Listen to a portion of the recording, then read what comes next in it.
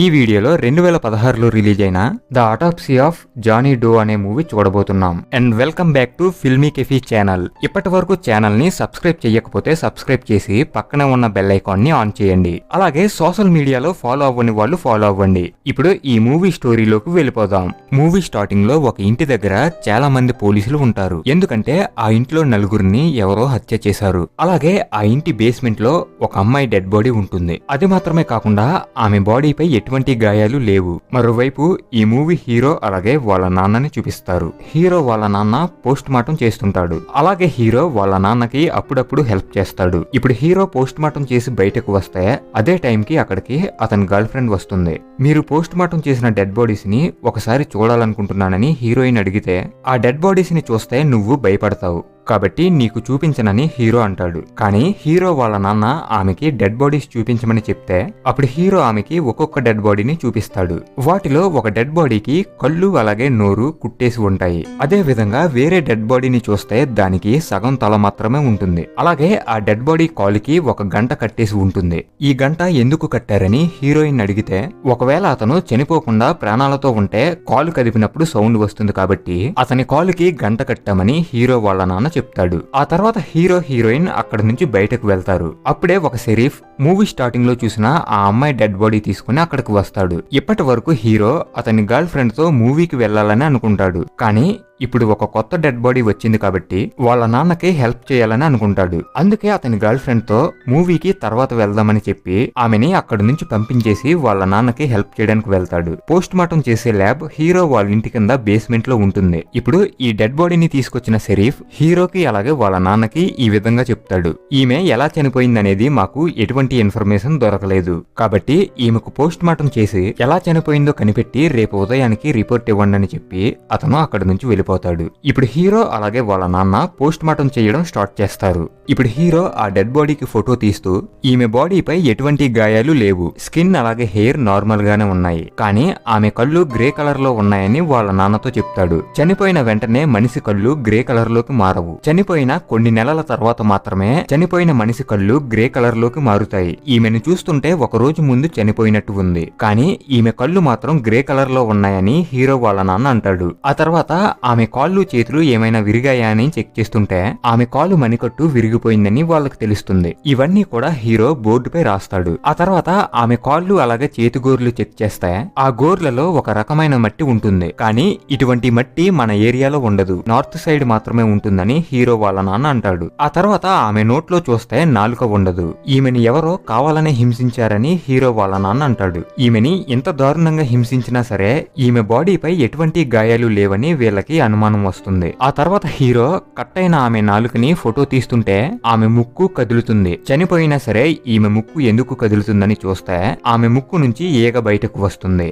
Hero photo తీసిన తర్వాత వాళ్ళ నాన్న ఆమె నోరు చెక్ చేస్తాడు. అప్పుడు ఒక పన్ను కనిపించదు. అలాగే నోట్లో ఒక దారం దొరుకుతుంది. ఆ దారాన్ని మైక్రోస్కోప్ లో చూస్తే అది ఒక క్లాత్ లోదని తెలుస్తుంది. ఆ తర్వాత ఆమె బాడీ కట్ చేసి లోపల ఉన్న పార్ట్స్ ని చెక్ చేయాలనుకుంటారు. అప్పుడే రేడియో ఆన్ అయి ఒక అమ్మాయి ఏడుస్తున్న సౌండ్ వినిపించి మళ్ళీ దానికదే సాంగ్ ప్లే అవుతుంది. ప్రాణాలతో ఉన్న వాళ్ళ బాడీ కట్ చేస్తే ఏ విధంగా అయితే రక్తం వస్తుందో అదే విధంగా ఈమె బాడీ కట్ చేసినప్పుడు రక్తం వస్తుంది. డెడ్ బాడీని కట్ చేస్తే రక్తం ఇంత స్పీడ్ గా బయటకు రాదు. ఈమె బాడీ నుంచి రక్తం ఇంత స్పీడ్ గా వస్తుందంటే ఏదో అనుమానంగా ఉందని హీరో వాళ్ళ నాన్న అంటాడు. ఇప్పుడు హీరో ఆమె బ్లడ్ శాంపిల్స్ పట్టుకెళ్లి ఫ్రీజర్ లో పెడతాడు. ఆ తర్వాత ఆమె చర్మంలో ఒక రాయి లాంటిది కనిపిస్తుంది. ఆ శాంపుల్ కూడా ఫ్రీజర్ లో పెట్టడానికి వెళ్లి చూస్తే ముందు ఫ్రీజర్ లో పెట్టిన బ్లడ్ శాంపుల్ నుంచి బ్లడ్ బయటకు వస్తుంది. ఆ తర్వాత ఆమె ఊపిరితిత్తులు చూస్తే బ్లాక్ కలర్ లో ఉంటాయి. వాటిని చూసిన హీరో వాళ్ళ నాన్న షాక్ అవుతాడు. అలాగే ఆమె బాడీ లోపల ఉన్న మిగతా పార్ట్స్ పై గాయాలు ఉంటాయి. ఆమె బాడీపై ఎటువంటి గాయాలు లేకుండా బాడీ లోపల ఉన్న పార్ట్స్ పై ఇన్ని గాయాలు ఎలా వచ్చాయో వాళ్ళకి అర్థం అవ్వదు. అదే టైంకి బయట ఏదో సౌండ్ వినిపిస్తే హీరో చెక్ చేయడానికి వెళ్తాడు. అప్పుడే హీరో వాళ్ళ నాన్న చేతికి ఆమె బాడీలో ఉన్న ఒక ఎముక గుచ్చుకుంటుంది. మరోవైపు హీరో మిర్రర్ లో చూస్తే అటువైపు ఎవరో ఉన్నట్టు కనిపిస్తుంది. అప్పుడు అటువైపు వెళ్లి చూస్తే అక్కడ ఎవరూ కనిపించరు. అలాగే వెంటిలేటర్ లో ఏదో సౌండ్ వస్తుందని చూస్తుంటే అక్కడి నుంచి ఏదో వెళ్లడం చూసి భయంతో కింద పడిపోతాడు. అదే టైంకి వాళ్ళ నాన్న అక్కడికి వస్తే మళ్ళీ వెంటిలేటర్ లో ఏముందని చూస్తాడు. అప్పుడు అక్కడ వాళ్ళు పెంచుకున్న పిల్లి చనిపోయి ఉంటుంది. అప్పుడు ఆ పిల్లిని ల్యాబ్ లో ఉన్న ఫైర్ బాక్స్ లో పెట్టి కాల్చేస్తారు. ఆ తర్వాత మళ్ళీ ఆమె బాడీని చెక్ చేస్తున్నప్పుడు ఒక ఫ్లవర్ దొరుకుతుంది. అప్పుడు హీరో వాళ్ళ నాన్నకి ఏదో గుర్తొచ్చి ఒక బుక్ ఓపెన్ చేసి చూస్తాడు. ఆ బుక్ లో ఉన్న ఫ్లవర్ లాంటిదే ఇప్పుడు ఈమె బాడీలో ఉంది. ఈ ఫ్లవర్ మనిషిని ప్యారలైజ్ అయ్యేలా చేస్తుందని చెప్తాడు. ఆ తర్వాత ఆమె కడుపులో ఒక క్లాత్ ఉండి ఆ క్లాత్ లో పన్ను ఉంటుంది. అలాగే ఆ క్లాత్ పై చూస్తే ఒక సింబల్ ఉంటుంది. ఆ సింబల్ తో పాటు కొన్ని రోమన్ నెంబర్స్ కనిపిస్తాయి. కొద్దిసేపటి ముందు హీరో వాళ్ళ నాన్న ఆమె నోటి నుంచి ఒక దారాన్ని బయటకు తీశాడు కదా, ఆ దారం కూడా ఈ క్లాత్ కు సంబంధించిందే. అలాగే ఆ క్లాత్ తో పాటు దొరికిన పన్ను ఆమెదే. ఆ తర్వాత ఆమె స్కిన్ కట్ చేసి చూస్తే ఆ క్లాత్ పై ఉన్నట్టే ఆమె చర్మంపై సింబల్ అలాగే రోమన్ నెంబర్స్ ఉంటాయి. ఆమె చర్మంపై చూస్తే ఎటువంటి గాయాలు లేవు, కానీ చర్మం లోపల మాత్రం ఇటువంటి సింబల్స్ ఉన్నాయి. ఆ తర్వాత రూమ్ లో ఉన్న లైట్స్ అన్ని పగిలిపోయి అక్కడ ఉన్న డెడ్ బాడీస్ కనిపించవు. వెంటనే వీళ్ళిద్దరూ అక్కడి నుంచి తప్పించుకోవాలనుకుంటారు, కానీ లిఫ్ట్ పనిచేయదు. ఇప్పుడు వీళ్ళు ఉన్న బేస్మెంట్ నుంచి బయటకు వెళ్ళడానికి వేరే దారి ఉంది, కానీ ఆ డోర్ ఓపెన్ అవ్వదు. ఎందుకంటే బయట వర్షం రావడం వలన ఆ డోర్ పై చెట్టు పడుతుంది. ఆఫీస్ రూమ్ కు వెళ్లి పోలీసులకి కాల్ చేద్దాం అనుకుంటారు, కానీ కనెక్ట్ అవ్వదు. ఆ తర్వాత ఆ రూమ్ డోర్ దగ్గర ఎవరో ఉన్నట్టు కనిపిస్తుంది. అప్పుడు హీరో డోర్ దగ్గరకు వెళ్లి చూస్తే ఈ విధంగా గంట సౌండ్ వినిపిస్తుంది. వీళ్ళు ఒక డెడ్ బాడీ కాలుకి గంట కట్టారు కదా, ఆ డెడ్ బాడీలోకి దెయ్యం వచ్చి ఈ రూమ్ డోర్ ఓపెన్ చేయడానికి ట్రై చేస్తుంది. వీళ్ళిద్దరూ డోర్ ఓపెన్ అవ్వకుండా కొన్ని వస్తువులు అడ్డు పెడతారు. హీరో వాళ్ళ నాన్న చేతికి గాయం అవడం వలన హ్యాండ్ వాష్ చేసుకోవడానికి వెళ్తే అతన్ని ఒక దెయ్యం లాగేస్తుంది. అప్పుడు హీరో అక్కడికి వెళ్లి వాళ్ళ నాన్నని కాపాడుతాడు. ఆమె డెడ్ బాడీ వలనే ఈ విధంగా జరుగుతుంది కాబట్టి ఆ డెడ్ బాడీని కాల్చేద్దామని ల్యాబ్ కు వెళ్తారు.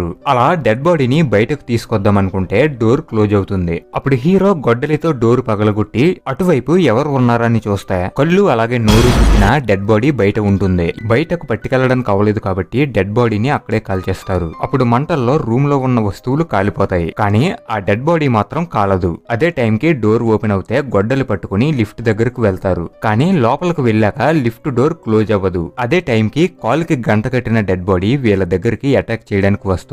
అప్పుడు హీరో వాళ్ళ నాన్న గొడ్డలి పట్టుకుని ఆ దెయ్యంపై అటాక్ చేస్తాడు. ఆ తర్వాత హీరో బయటకు వచ్చి చూస్తే అక్కడ అతని గర్ల్ ఫ్రెండ్ ఉంటుంది. ఆ దెయ్యం ఇల్యూజన్ లా కనిపించి ఈమెను చంపేలా చేసింది. ఆమె చనిపోవడంతో వీళ్ళిద్దరూ బాధపడతారు. అదే టైంకి ల్యాబ్ లో ఉన్న ఫైర్ బాక్స్ దానికదే ఆన్ అయి స్మోక్ వస్తుంది. ఇప్పుడు వీళ్ళిద్దరూ ల్యాబ్ కు వెళ్తే ఏదైనా ఇన్ఫర్మేషన్ దొరుకుతుందేమో అని ఇద్దరు ఆ స్మోక్ లో నుంచి ల్యాబ్ కు వెళ్తారు. అప్పుడు డెడ్ బాడీస్ అక్కడికి వచ్చి హీరో వాళ్ళ నాన్న బాడీపై కొన్ని సింబల్స్ వేస్తాయి. వీళ్ళు ఏదో విధంగా అక్కడ నుంచి తప్పించుకుని పోస్ట్ మార్టం ల్యాబ్ కు వెళ్లి డోర్ లాక్ చేస్తారు. ఇప్పుడు హీరో ఆమె బ్రెయిన్ లో చిన్న పార్ట్ కట్ చేసి మైక్రోస్కోప్ లో చూస్తాడు. ఇప్పుడే వాళ్ళకి ఆమె ఇంకా బతికే ఉందని తెలుస్తుంది. ఆ తర్వాత సింబల్స్ తో ఉన్న ఒక క్లాత్ ఆమె బాడీలో దొరికింది కదా, అందులో ఏదైనా ఇన్ఫర్మేషన్ ఉంటుందేమో అని చూస్తే లివిటికస్ 20:27 అని బైబిల్లో ఉన్న నెంబర్ ఉంటుంది. అప్పుడు హీరో వాళ్ళ నాన్న బైబిల్లో ఉన్న ఒక విషయం చెప్తే వెంటనే హీరో ఒక విషయం కనిపెడతాడు. అదేంటంటే ఆమె బాడీలో ఉన్న ఆత్మ కొన్ని వందల సంవత్సరాల ముందు చనిపోయిన మాంత్రికురాలిదని, అది మాత్రమే కాకుండా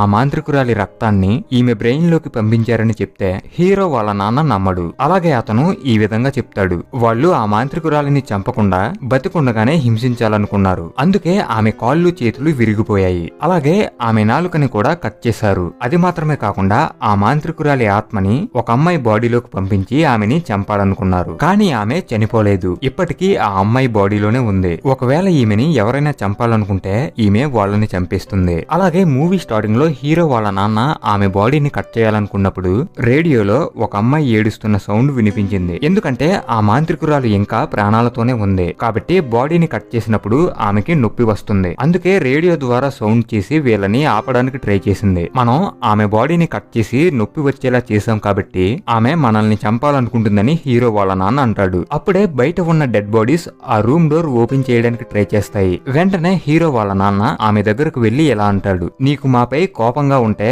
నన్ను చంపేసి మా అబ్బాయిని ప్రాణాలతో వదిలేయని అంటాడు. అప్పుడు వెంటనే ఆమె బాడీలో కాళ్ళు చేతులు విరిగిపోయినట్టే హీరో వాళ్ళ నాన్నకి కాళ్ళు చేతులు విరిగిపోతాయి. ఇతనికి ఈ విధంగా అవుతుంటే ఆమె బాడీలో ఉన్న గాయాలన్నీ తగ్గిపోతాయి. అలాగే ఆమె బాడీ నార్మల్ గా మారి ఆమె కళ్ళు గ్రే కలర్ నుంచి బ్లాక్ కలర్ లోకి మారుతాయి. నేను చనిపోతేనే నువ్వు ప్రాణాలతో బయటకు వెళ్ళగలవు, కాబట్టి నన్ను చంపేయని హీరో వాళ్ళ నాన్న అంటాడు. అప్పుడు హీరోకి వేరే దారి లేక వాళ్ళ నాన్నని కత్తితో పొడిచి చంపేస్తాడు. ఆ తర్వాత హీరో బయటకు వెళ్ళడానికి డోర్ ఓపెన్ చేస్తే ఓపెన్ అవ్వదు. అప్పుడు ఎవరో పిలుస్తున్నారని వెనక్కి తిరిగి చూస్తే ఈ విధంగా కింద పడి హీరో చనిపోతాడు. ఆ తర్వాత రోజు ఉదయం పోలీసులు వచ్చి అక్కడ ఉన్న డెడ్ బాడీస్ ని పట్టుకెళ్తారు. అలాగే ఆ అమ్మాయి డెడ్ బాడీ కూడా పట్టుకెళ్తారు. ఆమె బాడీ మూవీ స్టార్టింగ్ లో చూసినప్పుడు ఎలా ఉందో ఇప్పుడు కూడా అదే విధంగా ఎటువంటి గాయాలు లేకుండా ఉంది. ఆ బాడీని పట్టుకెళ్తున్న వ్యాన్ రేడియోలో హీరో వాళ్ళ రేడియోలో వచ్చినట్టే సాంగ్ వచ్చి ఆమె కాలు కదిలి ఇక్కడితో మూవీ అయిపోతుంది. So once again this is your Filmy Cafe channel ని సబ్స్క్రైబ్ చేయకపోతే సబ్స్క్రైబ్ చేసి పక్కనే ఉన్న బెల్ ఐకాన్ ని ఆన్ చేయండి. మరో కొత్త సినిమాతో మళ్ళీ కలుద్దాం.